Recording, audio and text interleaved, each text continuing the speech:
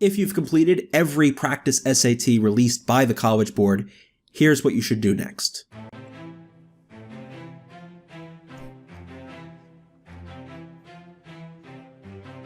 At the time of this video, the College Board has only released 6 real SATs and 2 real PSATs. Now, by the time you watch this video in the future, a year or two from now, certainly the College Board will have released more tests. But at some point, if you're doing consistent practice, if you're prepping for weeks and months, you're gonna run out of these tests. You're gonna complete every single practice SAT that the College Board has released.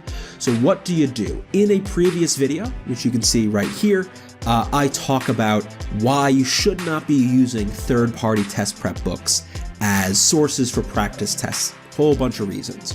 What I want to do in this video is talk to you about what you should do if you've used all the real practice tests, given that piece of advice I gave you in the previous video. Before I talk about the resources we can cobble together for extra practice for the SAT, I want to talk about reusing tests, because while you can't trust the scores that you would get if you take the test a second time, there is value to redoing the test and seeing what you miss again. So if you get the same question wrong that you did a month ago, today, redoing the test, you really know that that's a question you want to review. And redoing questions, whether it's math, reading, or writing, sure, you might remember a little bit of it, but it just helps reinforce lessons that you may not have fully learned the first time or may have forgotten over the intervening weeks or months. So what should you use for additional practice material?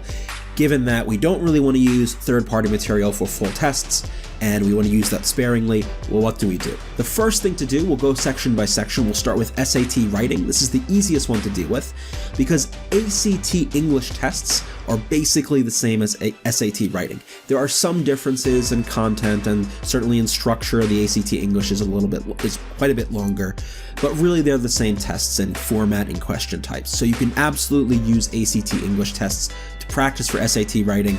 In fact, I think they're a little bit harder than SAT writing, so they're actually quite good practice. If you can do ACT English really well, you'll be perfectly fine for SAT writing. So that's simple. Use ACT English for your SAT writing tests. No reason at all really to use third-party materials for practice tests. The ACT English stuff is really good. And I should add, I don't recommend using ACTs, however, for any other section, so not for math and not for reading, and certainly, of course, not for science, because the tests are just too different. The timing, the question types, the style of the test, the content tested, it's too different for writing and for math, for reading and for math, but you can absolutely use it for the English section to practice for SAT writing. SAT math isn't too bad either. As I said in the previous video, SAT math is pretty easy to make questions for if you're making a book or if you're a company like Princeton Review or Reason Prep. It's not too hard to make pretty solid questions, so really any third-party prep book is going to be pretty good for extra questions. Now again, you're not going to want to trust any of the scores that those test prep books give you. They're just too unreliable, but certainly for extra questions, prep books, totally fine. So, any of the stuff that's on the market should be acceptable. And Khan Academy can also work well for math as well, because again, it's not too hard to create math questions. You can reskin questions from the new SAT. So any of those resources should be fine for practice. The only downside is you're not going to be able to get updated scores. So you're not going to know if you're at a 550 or a 650 or a 750 or whatever from these resources in any reliable way. But that's okay. As long as you're getting in the practice, you're reviewing the concepts, doing the questions, you should be fine. SAT reading is where things get really tricky, because as I've discussed elsewhere, it's really hard to get practice reading questions right. Only the College Board can really do the job correctly. So what I recommend for SAT reading is old SAT tests. Now you have to use these carefully. In the link in the description below, I've got an article that I wrote about this topic with some links to practice tests and other resources, and you can find on that page link to old SAT. So this is the test before they changed in 2016.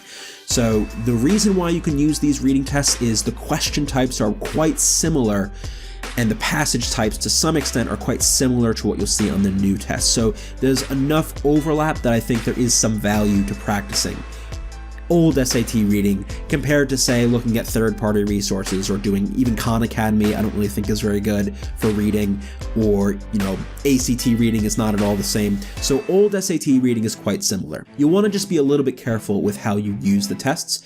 The first 5 to 8 questions of each reading section are sentence completions. They're basically vocabulary questions. Skip those because those are not on the new SAT.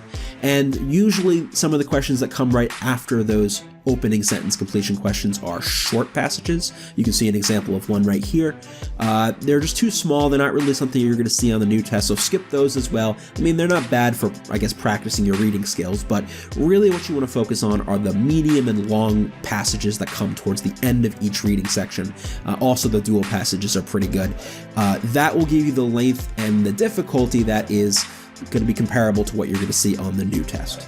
While there are quite a few similarities between old and new SAT reading, there are some differences that you should keep in mind. First, question types. There's no of those two-part questions, which of the following line supports your answer to the previous question. There are none of those two-part questions on the old SAT as there are on the new SAT.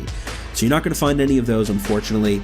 The old SAT focuses a lot more on vocabulary, which is not really what the new SAT does, though there is a little bit of vocabulary on the new SAT.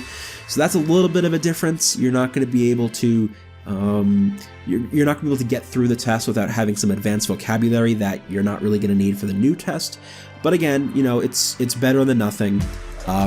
And the old SAT, in terms of structure, it's just got quite a few more line reference questions, so quite a few more specific questions that point you to parts of the passage. You'll see those on the new SAT, just not as much, because you've got a lot more of the two-part questions, which kind of take the place of those types. So with those differences aside, they're pretty significant. I still do think SAT reading is quality practice, or old SAT reading is quality practice for the new test. And I also want to add, don't use the old SAT for math or for writing.